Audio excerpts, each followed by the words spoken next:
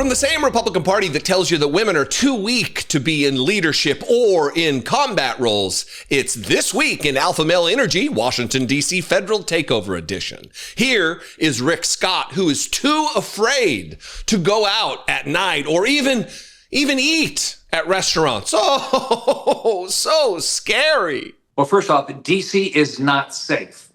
People don't just walk the streets in D.C. and feel safe anywhere around D.C. I mean, I've got to be careful in what I do, but I've got people in my office that are very careful about where they go. Guess what? This is going to be a place where I can tell my grandkids, hey, you want to come here and enjoy the city now. Before, I would have to say, oh, you can come here, but you got to be very careful. You can't be out after dark. You got to be careful going to a restaurant or anything after dark. Now let's hear from Tim Burchett, who can't even leave his office at night because he's too afraid of the dark. This town is out of touch. Its leadership is out of touch. I like the mayor. She's a nice lady. I just think it's way past that. You don't want to go out on the streets at night in Washington, D.C. That's one of I come from a family of public educators. Gotcha. That's one of the reasons I live in my office at night. But the other reason is it's too dadgum dangerous, brother. It is dangerous.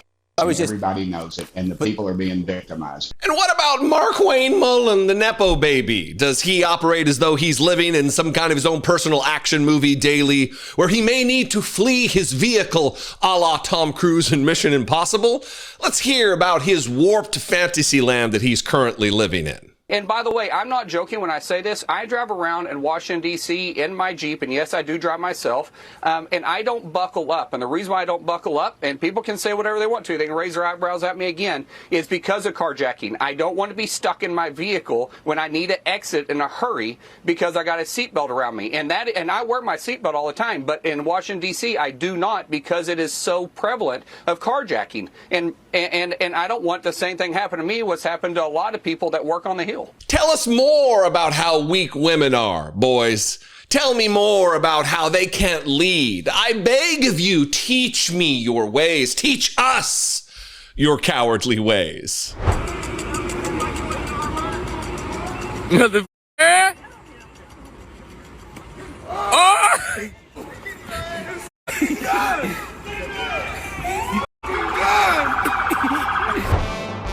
Donald Trump's Epstein file release Distractapalooza marches on. The occupation, the military occupation, the federalization of Washington, D.C., a city with a crime rate, a violent crime rate that is at a 30-year low right now. And this entire thing is all about, absolutely about optics. I live in this city. I walk around in this city. I go to dinner in this city. At night, late at night, Brittany Page and I are walking around. It's not like we're escorted by security. This whole thing is just a nightmare. So it's all about optics. We've established that. We see that that's what's happening. Their first night, they made 23 arrests in a city of over 700,000 people. Oh, it's such a war zone. You would think they would be able to fill paddy wagon after paddy wagon after paddy wagon. 23 arrests. And Jeanine Pirro is here to tell you she doesn't care about what the crime statistics say. She doesn't care about reality itself. And again, on the optics thing, I'm going to play for you. I don't know if you've seen some of the clips of the sandwich guy. I don't know what the internet is calling him, but a guy who's calling them fascists and calling them shame and you should leave the city. And then he throws his Subway sandwich at a cop. And then they furiously chase him down. But if this is seriously a war zone, you would think that their big win would be something greater than a guy with a sandwich. Anyway, we're going to play that, and then also her triumphant video essay on why it's so great that sandwich guy has been arrested and charged. But here she is telling you that the U.S. attorney for the District of Columbia, Donald Trump's hand-picked former TV personality, that she doesn't care about reality itself. If we have our way, we will be able to make D.C. safe again. And the president's going to do it. And we've got this. Last night, there were 700 federal and local cops on the streets. And this is what the community wants. They want to be able to be safe. They want to come to the nation's capital and look at the fabulous museums and the monuments that we have here. And last night, there were 43 arrests, and we seized 7 handguns. And every night, it's something else. But this is a message that we're not going to tolerate crime as if that's just the way things go. And I'm tired of hearing that crime is down. It's not down for people who are suffering from violent crime. You're tired of hearing that crime is down. Well, we got visual aids. We have the statistics. We also have the opportunity to talk about what reality is, that we live here. I live here. I know when crime was far worse than it is now, 2 summers ago. I know what that was like, and I still didn't feel unsafe. And now it's dramatically lower. Crime hasn't been as bad as it was even last summer, like it was when Donald Trump was president of the United States. But their big win in this surge, in this military occupation of FBI and ATF and Homeland Security dipshits roaming through the streets, roaming through Georgetown. You might not know the kind of the layout of DC and which neighborhood is what and which neighborhood is absolutely lily white and so safe because that's where all the rich people live. But that's where they're patrolling. They're also out in the streets on 14th Street here, which is also very gentrified, very safe. But they're not in the places where traditionally there are greater rates of crime. When my first year, when Brittany and I moved here from Southern California, we lived in Columbia Heights, which is one of those neighborhoods that's like, oh, Columbia Heights, ooh, that's spicy. No, it wasn't. It's just a neighborhood. It was fine. Never felt unsafe. We got Sweepy, our dog, when she was a puppy, and we used to walk her down in the middle of the night because the front lawn in the house we were renting was just a mud patch. They were putting in grass or whatever they were doing. And we would walk her a block down to the local elementary school in the middle of the night at 2 a.m. when we were potty training the dog. It was fine. We never felt unsafe. Anyway, so here's their big win.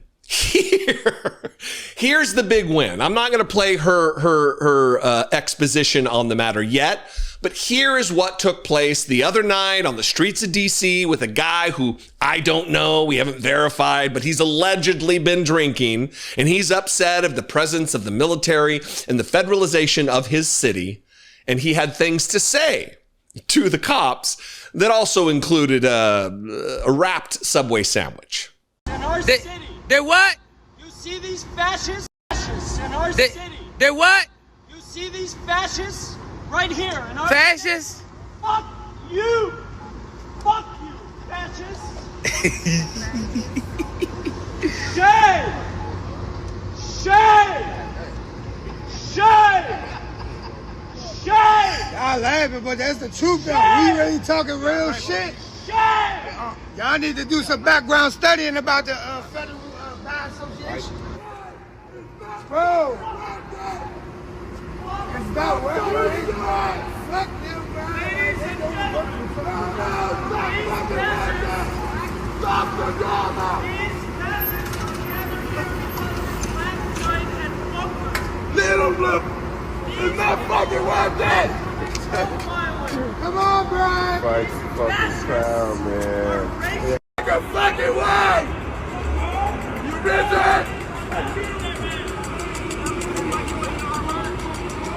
Motherfucker! Oh! Oh! Oh! It's fucking gun! It's fucking gun!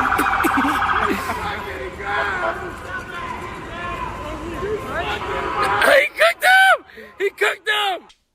So I got a couple of things to say here. One is that's not my video. The original account, I put my logo over somebody else's logo there. The original account isn't even on Instagram anymore. I don't know what happened. I was going to credit them, but they obviously don't want credit because they deleted their account or their account's no longer there for whatever reason. This was taken from some account that's acting as though this was some crime against humanity. And so I don't want to give them any promotion whatsoever, especially since it's not their original content. However, the only crime I saw in that clip, I guess it depends on your perspective. From my perspective, the crime was the fact that he bought what he thought was food at Subway. That's his first problem. That's the crime as far as I'm concerned. If you believe that Subway is good, then I guess the crime would be wasting what you consider food, throwing it at that fascist or fascist enabler. We don't know that person.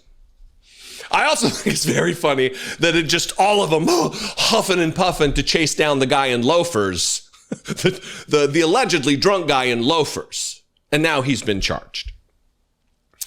Here's 30 seconds of a clip explaining what he's been charged with and the outcome there. And then we'll get to Jeanine Pirro and her triumphant victory lap about the sandwich guy. Then there's this. A D.C. man caught on camera slapping a Customs and Border Protection agent right there with his Subway sandwich, then taking off. 37-year-old Sean Charles Dunn tried to sprint away. He was ultimately arrested and is now charged with felony assault on a law enforcement officer. Charged with assault. They're charging that guy with assault. I hope he faces a jury that will see this for what it is. I just had jury duty, so I won't be called to serve on that jury. But let me tell you, that's a guy who'd be getting off. Here's Jeanine Pirro, her victory lap on this matter. The woman who doesn't care about reality, who's tired of hearing that crime is down, taking a victory lap over this major crime. Oh my God. So President Trump has vowed to make D.C. safe and beautiful again. And as part of his effort to fight crime, he's bringing in our federal law enforcement partners like FBI, ATF, DEA, or Park Police, everybody to help the Metropolitan PD fight crime. And the president's message to the criminals was, if you spit, we hit.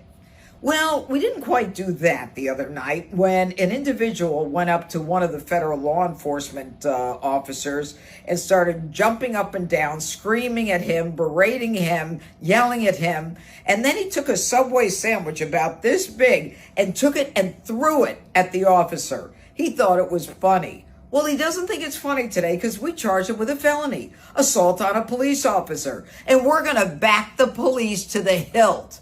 So there. Stick your Subway sandwich somewhere else. Does she think she's cute or funny or anything other than the drunkard from Fox News that we witnessed for so many years? The woman who tried to convince America, signaling that she agrees with Donald Trump and this administration, that due process is not something that is a right of all persons who live in this country. She's either lying about the Constitution, which is just violating her oath to it, or she's too stupid to do the job she's doing, or maybe some combination of the two. Shame on you! Shame on you! You think this country loves you so much? First of all, let me say this. If everything is rigged, then nothing's rigged, right? If everything is fake, then nothing is real. Donald Trump wants to convince you that all of the crime statistics that we've been talking about with crime being here, I mean, not just anecdotally, I've talked some anecdotes about my experience here in the city over the past 4 years, but also we have FBI statistics. We have city statistics. We know what the crime levels are. We know at what rate violent crime is committed. And we are at a 30-year low, lower than when Donald Trump was president the first time. We know this. Donald Trump would have you believe otherwise.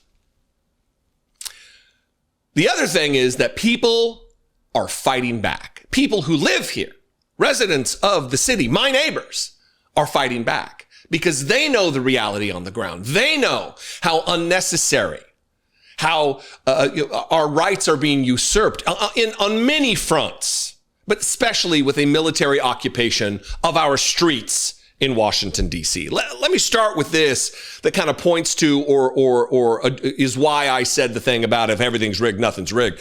Donald Trump is now claiming that the crime stats that you're been hearing about, that I've been talking about, others have been highlighting, that those are rigged numbers. Everything's rigged that Donald Trump doesn't like. Watch dipshit number one at the Kennedy Center yesterday. You know, we've worked with the mayor for 6 months, and she's been here for many years. And the numbers are worse than they ever are. Don't let anyone tell you they're not. And the whole statistical charts that they made, the whole thing is a rigged deal. They got rid of the guy because he didn't want to do the numbers the way they wanted to, and they put their own numbers out. They said it's the best in 20 years. No, it's the worst in 20 years. Look, it's going to be a long remainder of Donald Trump's final term. I mean, if we're all lucky, he'll die of coronary heart disease or a heart attack or maybe cancer or strike him. Who knows what will strike him? But there's a number of different elements here that I want to talk about. One is the fact that the reason people are so upset is because we don't have representation. I don't have a member of Congress who can vote. I've got a representative in Congress, but she doesn't have a vote. Eleanor Holmes Norton does not have a vote in Congress. She only has persuasion. She can talk to her Republican colleagues. She can talk to her Democratic colleagues. But you know what? So can I. She has as much power in the Congress as I do. I might have more power in the Congress than she does because I have this. I'm lucky enough to have this platform. Congress ultimately controls Washington, D.C., which means, wow, I just had this thought, which means Mike Johnson is actually my congressman. And let me tell you, I didn't vote for Mike Johnson. I did not vote for that fucking idiot. But he represents me. He controls the destinies of the people who live in this city. And by virtue of that, because he is a Trump sycophant, a bootlicking lapdog for the dear leader, that means Donald Trump controls this city. This is why I'm going to play some videos here. I'm going to play a video of a Natalie Eldredge on TikTok who posted this from 14th Street, where they are the people are rising up, screaming, "Shame! Get out of here! Leave our city! You are fascists. We don't need you here." And this should communicate a number of different things. One, that the people who live here, who know the city the best, who, if there was a rampant crime problem, they would be welcoming. Oh, yeah, great, we're getting some help. That would be nice to squelch the crime that's out of control in the city. That's not what they're doing. They are incensed. They are irritated. They are beside themselves. They are angry that we are being occupied by a military force while people are just trying to go out and have dinner, trying to exercise, trying to live their lives in their city. Here's Natalie Eldredge from TikTok, if you want to find her, and this is what she posted.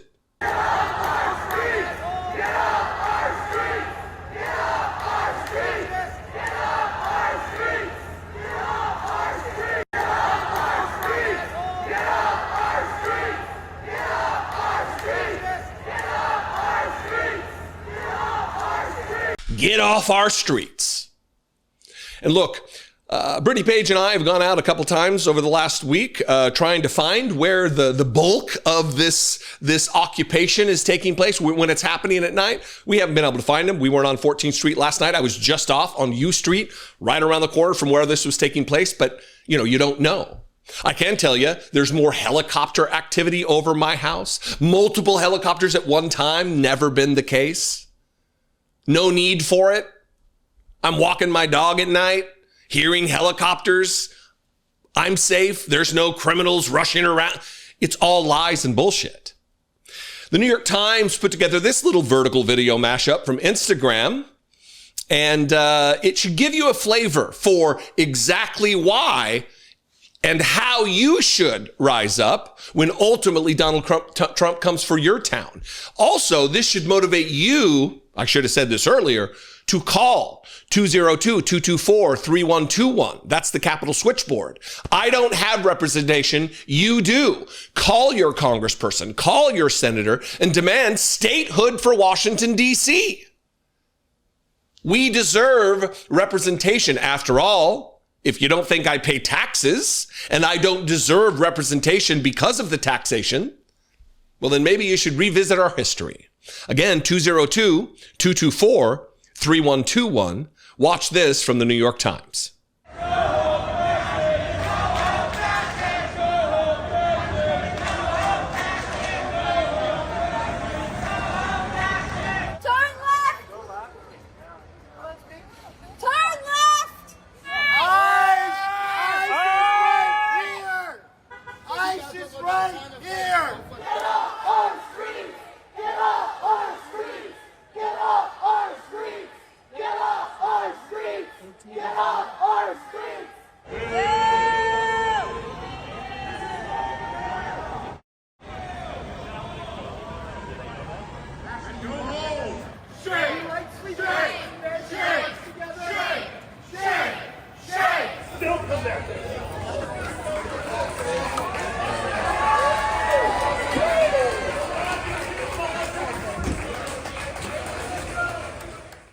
And to piggyback off that, here's another one from the Washington Post. It just seemingly picks up where the other one left off, even though it's a completely different media outlet. Watch this from the Washington Post, and then we'll have some final thoughts.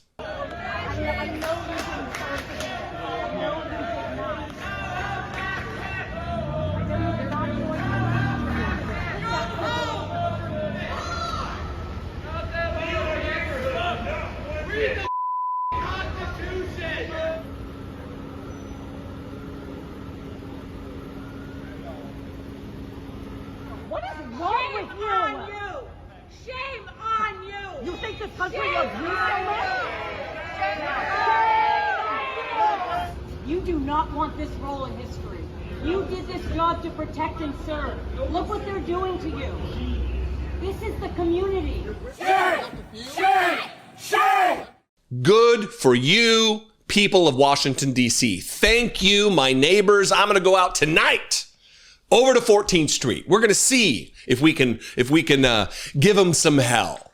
If I can lend my voice to those who are outraged by this fascism, by this takeover, by this military occupation of the capital of the United States of America. Call your senator and congressperson, 202-224-3121. Once again, you see the number on the screen. Pause the video if you need to. Plug this number in your phone, 202-224-3121.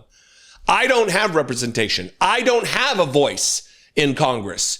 If you do, sound off for me. If you need a script, you tell him, Jesse Dollemore told me, he lives in DC, he wants statehood because he doesn't have representation. We fought a revolution. We separated ourselves from the tyranny of King George. July 4th, 1776. Ring a bell, Republicans. The Boston Tea Party, our protest against tariffs. All of it's coming back. Why would this party be giving special treatment to said sex offenders, friends of Donald Trump, people he's wished well and called terrific people? Why? So while Donald Trump tries to distract the rest of the world from his indecency, from his decade-and-a-half-long best friendship with notorious child rapist Jeffrey Epstein, his party buddy, the terrific guy who likes women just as much as Donald Trump does, but he likes ones that are on the younger side. Ooh, no doubt about it. Jeffrey likes his party time, or whatever he said. He's trying to distract you from that. That's why he's occupying, using the military, the nation's capital. That's why so many different things are taking place, all as a distraction. He's firing federal officials in the Bureau of Labor Statistics and put in Nazi who participated in January 6th, whose favorite ship or his behind him in his office is Hitler's favorite ship, some battleship or cruiser or something. These are the people. These are all distractions from the things that really ultimately could take Donald Trump down. Democrats are finally waking up. Democrats are finally fighting back. Democrats are finally keeping this Ghislaine Maxwell, Jeffrey Epstein story in the front of the news and asking very serious questions. Because while Donald Trump is participating, he is orchestrating Distractapalooza 2025, Ghislaine Maxwell is getting cushy, privileged treatment in prison. A woman convicted of accessory to commit child trafficking. Serious crimes. The woman that Donald Trump wished well, apparently she's getting it pretty well. She got transferred for maximum security, despite Bureau of Prison policy that you're not allowed to be in a minimum security prison when you are a sex criminal. She's getting that. And now she may get work release. And Democrats have written a letter. I'm going to read from this letter. And the reason I'm going to read from this letter is because this is public for a reason. You need to piggyback off this, whether it be by sharing this letter, disseminating this letter on social media, calling your representative or your senator, 202-224-3121. Call them and let them know this is not okay. Ghislaine Maxwell should not be getting special treatment. And why would she be getting special treatment? That's the other question. Well, it's because Donald Trump needs to coddle her. Donald Trump, in order to keep her silent, must give her what she wants. Freedom, a pardon, work release for a dangerous sex criminal. Yeah. This is the letter to the Honorable Pam Bondi. Dear Attorney General Bondi and Director Marshall, 2 weeks ago, you inexplicably transferred Ghislaine Maxwell, Jeffrey Epstein's co-conspirator, from a federal correctional institution to a far preferable and relatively luxurious minimum security prison camp in Texas. Just 3 years into her 20-year sentence for sexually exploiting and abusing minor girls as young as 14. The transfer follows Deputy Attorney General Todd Blanche's private interviews of Miss Maxwell, arranged after a firestorm of media attention about the Department of Justice's refusal to release the full Epstein files as originally demanded by President Donald Trump. These actions raise substantial concerns that the administration may now be attempting to tamper with a crucial witness, conceal President Trump's relationship with convicted sex offenders, and coax Miss Maxwell into providing false or misleading testimony in order to protect the president. The transfer also appears to violate both DOJ and Bureau of Prisons policies. We write to demand DOJ and BOP provide all documents and information related to Deputy Attorney General Blanche and his interview of Miss Maxwell, and the sudden decision to transfer her to a facility with lower security and greater freedom for inmates, which was, prior to this extraordinary transfer, categorically off limits to sex offenders. Which begs the question, begs the question, why would the party that fights against child sex trafficking, and there's entire conspiracy theory cult movements surrounding it, QAnon and others, why would this party be giving special treatment to said sex offenders, friends of Donald Trump, people he's wished well and called terrific people? Why? If not to cover up for Donald Trump's crimes. They have the files. They promised they'd release them. They're not releasing them. Why are not more Republicans asking this question? What's the cause and effect here? Why would Donald Trump, after he promised for years, when he promoted the conspiracy theory, when all of his acolytes were out there banging the drum about it, why are they not now releasing the files that they have? It is indeed a question. Recently, the Trump administration has engaged in a series of actions that create the strong appearance that is attempting to cover up the full extent of the relationship between President Trump and Mr. Epstein. Amidst mounting bipartisan pressure for the administration to release the full Epstein files, Deputy Attorney General Blanche met with Miss Maxwell to discuss her decades-long involvement in a scheme to traffic and sexually abuse young girls. These meetings were highly unusual for several reasons. Mr. Blanche, who until 10 months ago served as Donald Trump's personal criminal defense lawyer, met with Miss Maxwell and her attorney with no line prosecutors present. The meeting took place just days after DOJ leadership fired one of the chief career prosecutors on the Epstein matter. The purported purpose of this secretive meeting with Miss Maxwell and her attorney was to determine whether she possessed information about, quote, anyone who has committed crimes against victims. However, the need for this meeting was undercut by DOJ's recent contradictory statements that its thorough review of the Epstein files, which purportedly identified repeated references to the president, did not uncover evidence that could predicate an investigation against uncharged third parties. The other element of this is that Donald Trump isn't immune from prosecution based on the Supreme Court's verdict, its finding in this matter about immunity for presidents. If Donald Trump raped children, raped little girls, which is a possibility, it wouldn't be covered. He would not find himself immune from prosecution for his crimes against children, for his conspiracy, one with another, his co-conspirators being Ghislaine Maxwell and Jeffrey Epstein, the terrific people who he wishes well. I'm going to leave this letter, a link to it below. I was going to read a full other page because it is packed with things that should animate you to action.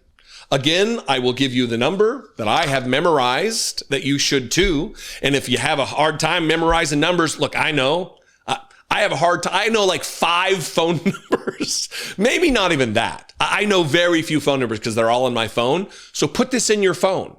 202-224-3121. That is the Capitol switchboard. Call your members of Congress, your congressperson and both your senators, and let them know you demand action on this. You demand answers from the Trump administration. Congress has a constitutionally mandated role as a co-equal branch of government of oversight. And if the DOJ is covering for sex criminal Donald Trump, allegedly, then we demand justice. We demand that this story stay at the front and center of the news cycle. And items like this are good strategy for one, but they also get closer to the truth. What do you think? I very much solicit your participation in this conversation. You can comment below. You can also call the voicemail line, 714-576-4054. And of course, as always, you can email me, daily@dollemore.com. I love and appreciate you very much. Please subscribe. I would love to see a couple hundred more subscribers before the end of the year, trying to get to 1.5 million. The larger we are, the more effective we are, the more truth that gets disseminated. And I would appreciate your effort there very much. DC is a dangerous place. I don't go to the streets at night without a gun. And, you know, it's dangerous. With Donald Trump's distractapalooza in full effect, trying to get everyone to look at anything other than the fact that Donald Trump has been credibly accused of raping children along with Jeffrey Epstein and Ghislaine Maxwell, the very fine people, the terrific people that he's wished well, and the military occupation of DC. One of the main issues here is the fact that when you put people in charge who are dedicated to the prospect of fascism, who think that there is nothing off limits for authorities to do to accomplish the goal of distracting the American people from Donald Trump's alleged crimes against children. You got people like Tom Homan, the mushed-mouth dildo with ears, who is melting before our eyes. If you look at his jacket in this, and this is not a fashion thing, but it's just he's like a human apostrophe, just all hunched over, where his jacket won't even meet the nape of his neck. Just a nightmare. He can't even talk. He's likely drunk in every clip you see. It appears that way. I'm no expert on drunkenness or drunkards. Well, you know, I've lived a while. And I'm going to show you some insane things said by the border czar, who talks about he's too afraid to walk through the city at night and he has to be armed. But the most important and dangerous thing that he says, I'm going to lead with, and it's that Donald Trump, there are no limitations on Donald Trump, which is just bananas when you live in a constitutional republic that is undergirded by the rule of law and the Constitution that absolutely sets limits, especially on the government, especially on government officials, especially on public servants, of which Donald Trump is one. He is your servant, a public servant. There are indeed limitations, mushed mouth, dildo with ears. The greatest nation on earth. Is enough for that, or do you think it would need to be President longer? Trump doesn't have a limitation on his authority to make this country safe again. There's no limitation on that. Thank you. Thank you, Mr. Homan. This is the precursor. When he's talking about keeping this country safe, President Trump doesn't have a limitation on his authority to make this country safe again. He's talking about the country there. That Donald Trump, there are no limits to Donald Trump's power. He has limitless power to do anything he wants. Clearly, that's not true. But he's talking about the country as a whole, meaning they could be coming to a neighborhood near you. And it doesn't matter if the statistics and the reality of the situation doesn't line up with what their claims are. Donald Trump has limitless power, can do anything. And it's all based on whether or not DC is safe or not, what the crime levels are. It doesn't matter to them that they are at 30-year lows. It doesn't matter to them that the bulk of the vast majority of residents of DC didn't even feel unsafe when things were more dangerous 2 summers ago. I've talked about this at length. And here he is talking about just how unsafe the city is, trying to get the reporter asking a question. Well, do you walk around at night? And she's like, yeah, well, I do, but I'm not a fucking weakling like you who's afraid of his own fucking shadow. It's not what she said. It's what I would have said, which is why I'm not allowed to ask questions of these Trump officials. But I'm going to be going out there tonight. Maybe we'll ask some questions of some federal agents who are so afraid that they have masks on. Anyway, watch this question and his ridiculous mush mouth dildo with ears answer. Do you agree with President Trump deploying the National Guard here? Do you think that step was incredibly necessary? I mean, it's quite the escalation. Crime is, of course, a concern, but the National Guard? You live in D.C.? I do live there. Okay, would you walk around D.C. at night? I do, but I do think it could be safer. I think there are... Safer. Look, I think President Trump made the right decision, just like they made the right decision in Los Angeles. I was in Los Angeles when the National Guard control got, undertaken very, very quickly. D.C. is a dangerous place. I don't go to the streets at night without a gun, and it's dangerous. I mean, we see the crime in D.C. and you got the Democrats saying the crime isn't that bad. Come on, you walk through the streets of D.C. It's not safe to walk the streets at night here. And President Trump, this is the capital of the greatest country in the world. We should have a capital that's safe for tourists, for citizens. Anybody comes to the greatest nation on earth, our capital should be a showpiece. And President Trump, he's going to make sure not only is it safe, it's a showpiece for the whole world. And that's the right thing to do for the greatest nation. I don't go into streets unarmed at night. You don't go, you can't walk around in Washington, D.C. Without being armed, Tom Homan? Tom Homan, apparently still deputized, still can carry a weapon. I guess you'd need one when you are not well equipped intellectually, when you're not well equipped physically to actually do anything. When you can't even use your mouth to say, oh, hey, stop doing that, I'm afraid, because it would just come out like you're... I make jokes because otherwise it is absolute terror at every turn. for a man who leads the tip of the spear of Donald Trump's mass deportation effort, if he truly believes that there are no limits to Donald Trump's power or authority, that's a problem. A man who claims at every interview, I've been a cop for 40, 50, 65, whatever, how many years? Well, then you would think you'd have some understanding of the limits to your power, the limits to the president's power, the limits to the powers of public servants. And you are one too, Tom Homan, but a servant of the public, on the public payroll, collecting a paycheck while you stand up for and promote the idea that Donald Trump's powers are limitless. This man who can't be happy being president of the United States of America and the commander-in-chief of the armed forces. He can't, that's not enough for him. He wants to host the Kennedy Center Honors. We live in the worst possible timeline, just a bizarro nightmare of a timeline with Donald Trump's second term. His brain is a melting candle. He can't put two sentences together. Reality is even more of a distant memory for Donald Trump than it was in his first term. Things are bad. And yesterday at the Kennedy Center, he was brought on stage, and I made a comment yesterday about, of all the things that never happened, whatever the guy said definitely was one of the things that never happened the most, or something like that. It's something somebody said before. I didn't invent it. But Donald Trump is trying to convince America, one, he wants to host the Kennedy Center Honors so badly. Being president of the United States is not enough of a feather in his cap. It would have to go in his cap because that thin fucking hair is not going to hold a feather.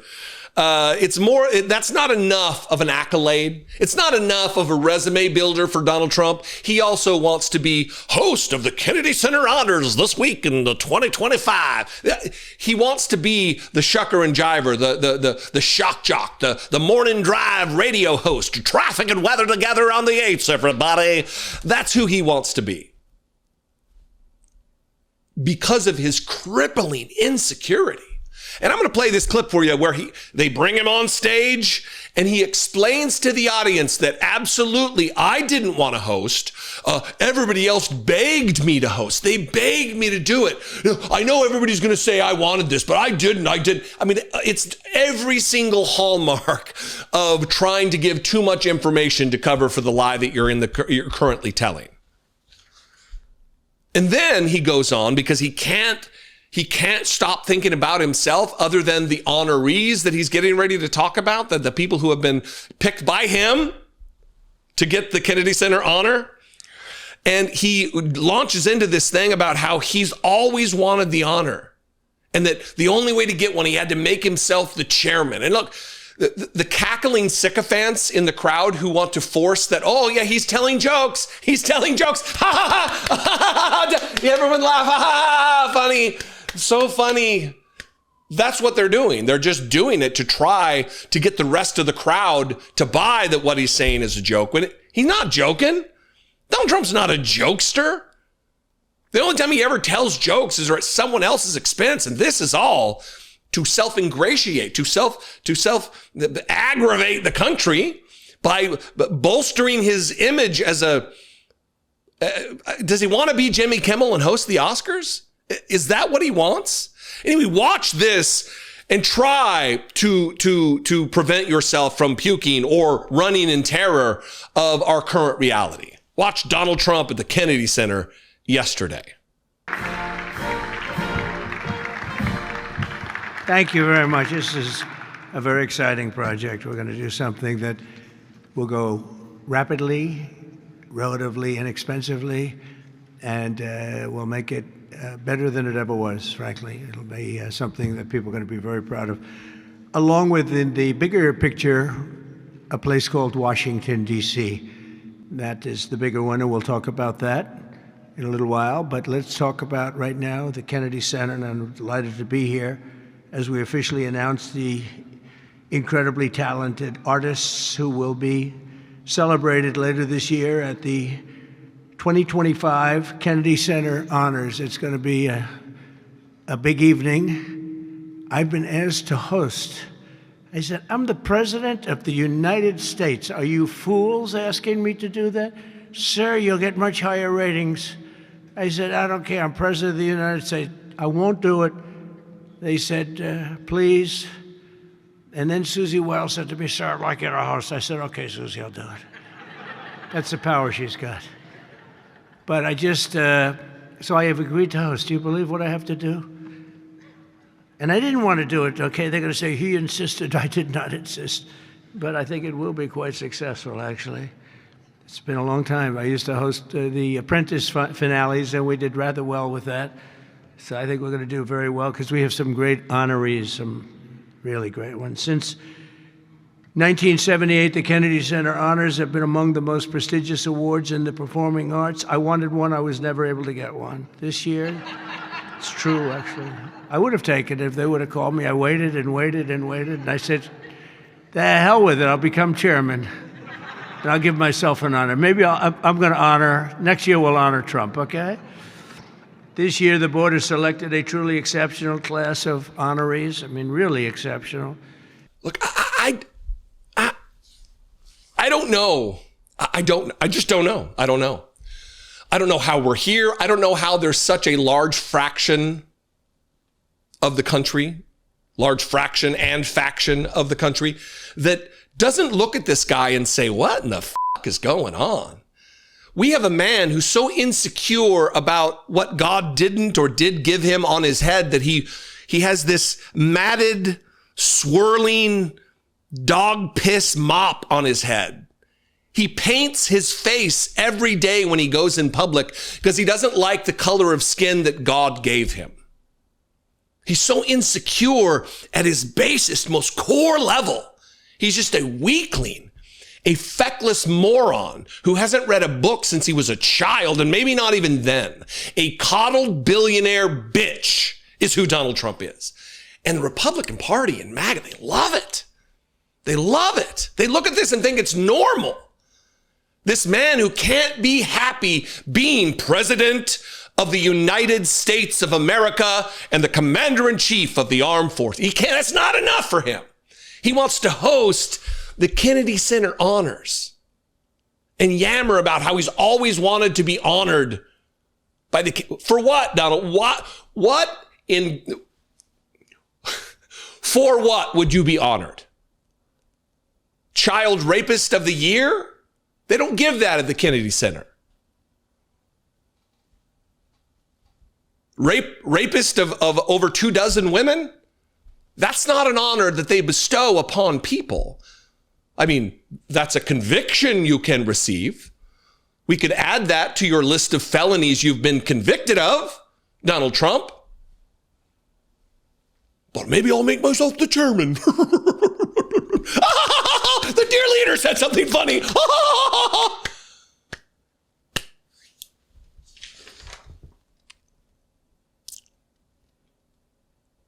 And they think, Donald Trump contends that the world is laughing at us when he's not president, but now that he's president, all the laughing is over. Someone needs very deeply to explain to him the difference between being laughed at and being laughed with. Remember The Apprentice, first season. The Apprentice had 42 million people. The Academy Awards had 41 million people. We were the second show to the Super Bowl. So Donald Trump was at the Kennedy Center yesterday talking about the Kennedy Center honors, the Sylvester Stallone, who's now full MAGA dipshit. He's going to be honored. And George, some people are going to get honored. You know, Donald Trump handpicked him. You're going to learn. But what was strange about it is that the audience was filled with reporters who were there specifically picked by the White House. The only reason that I say this is because almost every single question was one that Donald Trump was giddy about, so over the moon to get. One of them actually identified herself, and I'm from the Daily Wire, and blah, blah, blah, blah, blah. What about DC and cooperation from the DC police department with your federal takeover, with your military occupation of a safe city? We're going to start, though, with this, and that is the selection process for Donald Trump's Kennedy. You know, he's the chairman of the Kennedy Center. Being president isn't enough for him. He still doesn't work a full day. He gets up at 11 or so and meanders down to the White House, down to the Oval Office to do work. Anytime you see him later than 2 in the afternoon, he's this, he's nodding off. He's nodding off during his own meetings where they're talking to him. He's sleepy. The other day when they were doing the DC crime nonsense, he and Kash Patel, little Kash Patel got up there and he's talking into the microphone there's supposed to be a podium here, and he's just so little, he's talking, and Donald Trump's almost fallen asleep. I mean, it's a nightmare, right? So apparently it's not enough to be president of the United States. He also needs to be the chairman of the Kennedy Center. Jesus. And he's being asked in this thing, well, what was the selection process? You know, the most hard-hitting questions while the military occupies D.C., while there are questions swirling around whether he raped kids. All of this unimportant. We need to get to the hard-hitting question of the day. Who chose the selections to honor these particular dipshits that you've chosen? Then we're not going to have a second meeting. Thank you, sir. Thank you, sir. I didn't ask you. Go ahead, please, Regis. I just wanted to ask you, thank you, Mr. President. How involved were you in the selection process of these honorees? I would say I was about 98% involved. No, they all went through me. They came over, Rick and Sergio and everybody. They said, I turned down plenty. They were too woke. I had a couple of wokesters. No, we have great people. This is very different than it used to be. Very different. These are great people, and they're not. I don't have any idea the Republican, because I want people that the Kennedy Center has everything. Look at the Academy Awards. It gets lousy ratings now. It's all woke. All they do is talk about how much they hate Trump. But nobody likes that. They don't watch anymore. That used to have 45 million people watching. I remember The Apprentice, first season. The Apprentice had 42 million people. The Academy Awards had 41 million people. We were the second show to the Super Bowl. But since then, the Academy Awards have gone down to, I think they've gone down to numbers that are like a regular show, because it went woke. We're not doing it for that reason. We're doing it because we want the great talent. But these are great people. So I was just a very long answer, but I was very involved. No, I didn't ask you. No, her. I want her to ask. Right. Yeah. He didn't pick anybody yet. No, not you. You're going to ask a real question. I want this softball about the selection process so I can start to ramble about the Academy Awards and The Apprentice. The problem here, the problem here lies in the fact that there is no respect for the presidency or the importance of the job from MAGA world and Republicans. Because look, if Donald Trump can do the job, then fucking anybody can do the job. I mean, here's an empty can of Coke Zero, almost empty. We could make this the president of the United States. Oh, here's a Stanley tape measure. That could be the president. Oh, wait. Here's my juror badge from my jury duty the other day that needs to be thrown away. That could be president. Instead, we've got a guy who rambles about his old TV shows and the Academy Awards not having as many viewers as it once did. Not ending the war in Ukraine that he promised he would in 24 hours after taking office. Here we are, 7 months, 8 months in. No, not that. Not ending the genocide against the Palestinian people. No. Academy Award ratings, that's what's important.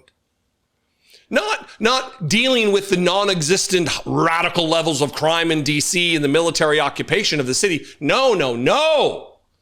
The Apprentice. Oh, I used to host the Apprentice finale. You used to host the finale of the show that you hosted? Cool. What an honor. This is where we are. And then the audience gets filled with sycophant journalists who are there to advance fascism in the United States, to justify fascism in the United States, to normalize fascism in the United States, to legitimize fascism in the United States. And we get a question from this ding-dong about the cooperation of the DC police with the current military occupation. Yeah, please, go ahead. Thank you, Mr. President. Mary Margaret with Daily Wire. 2 questions on D.C., if that's okay. How do you feel about Mayor Bowser's level of cooperation and her choosing to advocate for D.C. statehood right now? And well, the statehood, let me do that one first. Statehood is ridiculous. We want to straighten the place out. Statehood's ridiculous. It's unacceptable. It's the Democrats want it because the Democrats have, you know, about 95% in this little area. Even I didn't get it very much. They want that. They want to pick up 2 senators, and it's not going to happen. It's not going to happen. And that's the least of the reasons why, by the way, but that's one of the reasons why. What we want to do is make Washington, D.C. the greatest, most beautiful, safest capital anywhere in the world, and that's going to happen.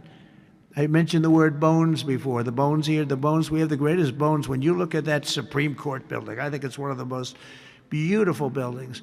When you look at some of the buildings here, it's so magnificent, and everything's good, but it's just dirty and not properly maintained. It's not taken care of.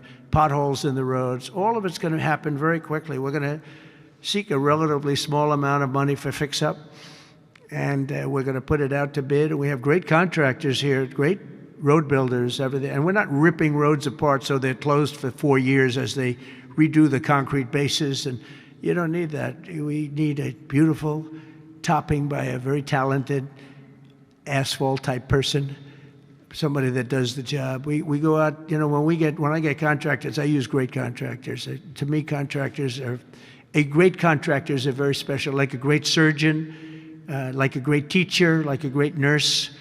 A great contractor is very important. We'll only use the best. And when you put a coat of asphalt on that top, 2 inches of asphalt, 3 inches of asphalt, it looks brand new. You take all the garbage off. They reseed it, as we call it, or different names, but they take the bad stuff off and they put the good stuff down. It takes not a long period of time. A matter of a few days, you'll have a beautiful, magnificent road. You fix up the curbs. You get rid of the medians in this town are just horrible. You know, you're riding around, I think to myself, leaders come from foreign countries. You see, with leaders all the time, differently. They came in from India recently and from everywhere. They came in from a war that we just ended, Azerbaijan, and you know that, and Armenia. We just ended the war. The 2 leaders came in. One of them said, "My country looks better. The roads are better than, you know, we were talking about." I said, "What do you think?" He said, "Well, the roads are better in Armenia than they are in Washington, D.C. It's embarrassing." And I was asked at the last press conference, they said to me, "How important is it? You're doing world peace. We're going to on Friday to Alaska, meeting with President Putin, Russia. How important it is that the capital is important?" I said, "Very, very important." I told my father, said to me, "When you see a restaurant and you want to go and you want to have dinner, and then you go up to the front door and it's dirty, turn around and go back because the kitchen's dirty." It's the same thing with the capital of the United States of America. If it's dirty and unsafe, it sets a bad tone for the rest of the world. So we're not going to do that. We're going to have this capital fixed up, safe, clean, and beautiful in a very short period of time. Go ahead, please. In the back? Yeah, please. Here's the other way that you know Donald Trump's lying about all this shit, is the fact that there's a multiplicity of answers that are given, depending on the moment. It's crime. Oh, also, the city's dirty and the roads. So how is the trash being emptied or the streets having how's that going to end this horrific crime wave? Are criminals going to, that pothole got fixed, I guess I don't need to commit a crime today? Is that how it works in the mind of Donald Trump? That if a criminal who's going to commit a heinous, violent act, if they're walking on a clean sidewalk, then all of a sudden their lust for crime goes away? Is that how it works with you, Donald Trump? When you walk on Yeah, bring it in. Yeah, bring it in. Bring it in, Donnie. Let me ask you. When you're on your way to rape a child, or one of the 26 women who have credibly accused you of sexual assault, if you're on your way, on the path there, and the sidewalk is uncluttered, does it take away your lust for babies and children? Is that how it works in your brain? Maybe don't generalize. Go ahead. Maybe don't generalize your particular perversion and your experience to the rest of the population. Maybe just maybe, right? Maybe just maybe don't try to destroy the country to distract from your crimes, alleged crimes.